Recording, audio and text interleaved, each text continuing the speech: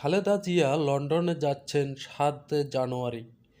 সবকিছু ঠিক থাকলে বিএনপি চেয়ারপারসন সাবেক প্রধানমন্ত্রী বেগম খালেদা জিয়া ৭ জানুয়ারি যুক্তরাজ্যের লন্ডনে যাবেন।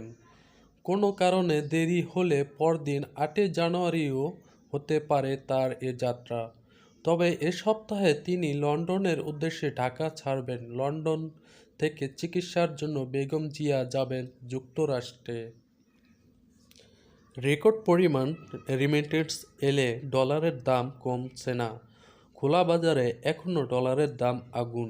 কেন্দ্রীয় ব্যাংক ডলারের দাম নির্ধারণ বাজারের উপর ছেড়ে দিলেও কমছে না, বরং সপ্তাহে ব্যবধানে আরও বাড়ছে।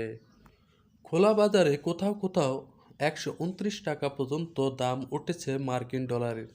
রেমিটেন্স প্রবাহ বাড়লেও অতিরিক্ত চাহিদা পূরণ করতে পারছে না ব্যাংকগুলো।